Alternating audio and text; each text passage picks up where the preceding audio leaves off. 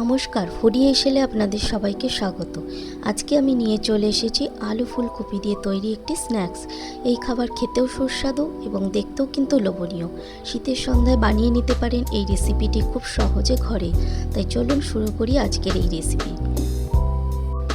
দেখুন, এখানে আমি নিয়েছি আগে থেকে সিদ্ধ করে রাখা দুটি মিডিয়াম সাইজের আলু।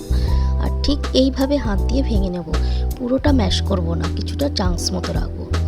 এবার আমি এখানে নিয়েছি সিদ্ধ করে রাখা ফুলকপি, নিয়েছি কিছুটা পরিমাণ চিনেবাদাম, 1 চামচ আদা কুচি, 2টো কাঁচা লঙ্কা কুচি, আপনারা যেমন ঝাল খাবেন তেমন পরিমাণ ব্যবহার করবেন, আর কিছুটা ধনেপাতা। এবার গ্যাস চালু করে প্যান গরম করে নিয়েছি, দিয়ে দেব 1.5 চামচ রিফাইন তেল।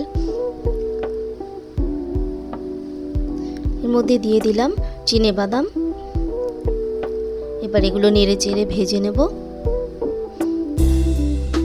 আমার ভাজা হয়ে গেছে, আমি ভাজা চিনেবাদামগুলো তুলে নিচ্ছি।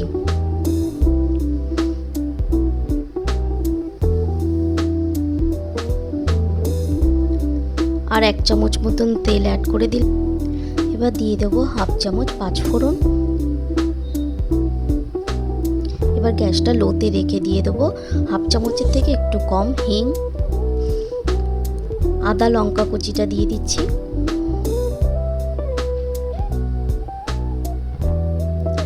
একটু ভাজা হয়ে আসলে এবার দিয়ে দিচ্ছি হলুদ গুঁড়ো।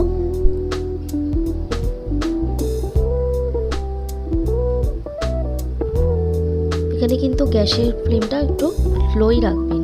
দিয়ে দিলাম 1/2 চামচ জিরে গুঁড়ো, 1/2 চামচ কাশ্মীরি লঙ্কার গুঁড়ো। এবার একটু মশলাটা কষিয়ে নিয়ে সামান্য একটু জল দিয়ে দিচ্ছি যাতে মশলাটা পুড়ে না যায়।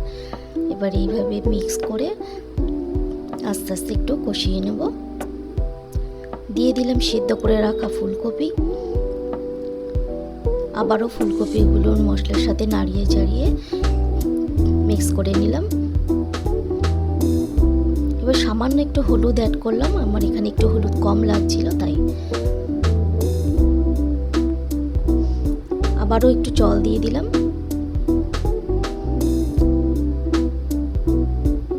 ভালো করে মিক্স করে আমি কিছুক্ষণের জন্য ঢাকা দিয়ে রাখছি। ঠিক 5 থেকে 7 মিনিটের মতন আমি এটা সিদ্ধ করে নিচ্ছি। 5 থেকে 7 মিনিট পরে আবার ফিরে আসলাম, ঢাকনা খুলে নিলাম। ফুলকপি কিন্তু ভালোভাবে নরম হয়ে গেছে। যে সিদ্ধ করে রাখা আলু ছিল সেই আলু দিয়ে দিচ্ছি। এবার ফুলকপি আর মশলার সাথে 3 থেকে 4 মিনিট মিডিয়াম আঁচে ভালো করে মিক্স করে নেব যাতে কোনো রকম জল ভাব না থাকে আর পুরটা টাইট হয়। হাতের মুঠোয় নিয়ে নিলে যেন হাতে ছড়িয়ে না যায়, তাহলে পুরটা ভরার সময় অসুবিধা হবে। এবার ধনেপাতা দিয়ে নামিয়ে নিলাম। এবার পুরটা ঠান্ডা হওয়ার জন্য রেখে দিচ্ছি, ততক্ষণ ময়দার ডোটা রেডি করে নেব। আমি এখানে 250 গ্রাম ময়দা নিয়েছি। এবার দিয়ে দিলাম সামান্য লবণ, দিয়ে দিচ্ছি 1/2 চা চামচ কালো জিরে, এবার 1/2 চা চামচ জোয়ান। ঠিক 2 হাতের তালুতে এরকম নিয়ে আস্তে আস্তে করে ডলে দিয়ে দেব।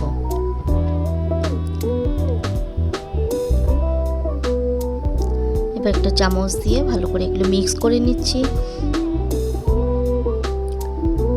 এখানে আমি নিয়ে নিয়েছি 2 চামচ ঘি আর 2 চামচ ডালডা আগে থেকে গরম করে নিয়েছি, ঠান্ডা করে এর মধ্যে দিয়ে দিলাম। সামান্য একটু গরম থাকবে। এবার এইভাবে হাত দিয়ে মেখে পুরো ময়দাটা ভালো করে ময়াম দিয়ে নেব। যখন দেখবেন এইভাবে মুঠো করলে মুঠোটা রয়ে যাচ্ছে, চাপ না দিয়ে ভাঙছে না, তখন বুঝবেন ময়াম দেওয়া রেডি। এবার একটু একটু করে হালকা উষ্ণ গরম জল দিয়ে মেখে ময়দার গুঁড়োটা এইভাবে কিন্তু রেডি করে নেব। ময়দার ডোটা কিন্তু আমার এখানে রেডি হয়ে গিয়েছে। এবার আমি 10 মিনিটের জন্য ঢাকা দিয়ে রাখছি। 10 মিনিট পর আবার ফিরে আসলাম। এটা একটু হালকা করে মেখে নিলাম। এবার চাকির উপর রেখে এরকম লম্বা আকার দিয়ে নেব।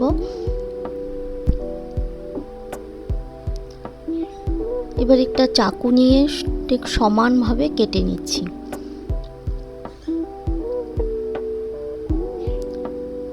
ঠিক এইভাবে লেচিগুলো কেটে নিলাম।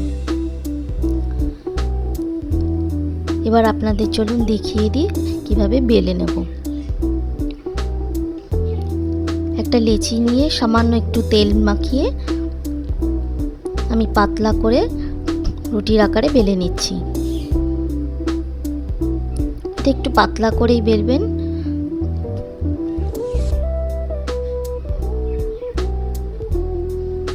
আমার বেলা হয়ে গেছে। ঠিক দেখুন এখানে উপরে কিছুটা ফাঁকা রেখে এবং দুপাশে একটু ফাঁকা রেখে এইভাবে ঠিক কাট করে নেবেন চাকু দিয়ে। এইবার ঠিক মাঝ বরাবর পুরটা রেখে এইভাবে লম্বা করে মুঠো করে নেবেন। পুরটা রেখে একটু হাতে করে জল নিয়ে নিচে লাগিয়ে দেবেন। এইভাবে লাগিয়ে দিয়ে এই পুরটাকে ভালো করে মুখটা আটকে দেবেন। দিয়ে এবার আবারও সাইডে একটু জল লাগিয়ে দুটো সাইড আস্তে করে এইভাবে মুড়িয়ে নেবেন। অপর সাইডটিও এইভাবে মোড়াতে হবে। দেখুন এইভাবে আমার মোড়ানো হয়ে গিয়েছে। এবার এটাকে আস্তে করে উল্টে নিয়ে এইভাবে ঠিক রোল করে নিতে হবে। দেখুন আমার রেডি হয়ে গিয়েছে। ঠিক এই রকম দেখতে হবে। দেখুন তো কত সুন্দর লাগছে দেখতে। আমি গ্যাস জ্বালিয়ে প্যানে বেশি করে তেল দিয়ে তেলটা মিডিয়াম গরম করে নিয়েছি। এবার একে একে এগুলো আমি ছেড়ে দেব। ঠিক এইভাবে যদি তেলের মধ্যে ছাড়েন তাহলে কিন্তু তেল ছিটকাবে না। হ্যাঁ, ছাড়ার পরে গ্যাসের আঁচটা কিন্তু কিছুক্ষণ লো রাখবেন। এবার যখন দেখবেন প্রথম সাইডটা হালকা গোল্ডেন কালার চলে এসেছে তখন গ্যাসের আঁচটা বাড়িয়ে লাল করে ভেজে নেবেন। এবার এক পিঠ ভাজা হয়ে গেলে আবার অপর পিঠটাও ঠিক এইভাবে লাল করে ভেজে নেবেন। আমার এখানে দুটো পিঠই ভাজা রেডি হয়ে গেছে। এবার আমি একে একে তুলে নিই। ঠিক এইভাবে বানিয়ে নিন আলু ফুলকপি দিয়ে এক লোভনীয় সুস্বাদু গরম গরম স্ন্যাক্স ঘরে, আর পরিবেশন করুন এইরকম সসের সাথে। রেসিপিটি একবার বানিয়ে দেখার জন্য অনুরোধ রইল আপনাদের। আজকের রেসিপি কেমন লাগলো কমেন্ট করে অবশ্যই জানাবেন।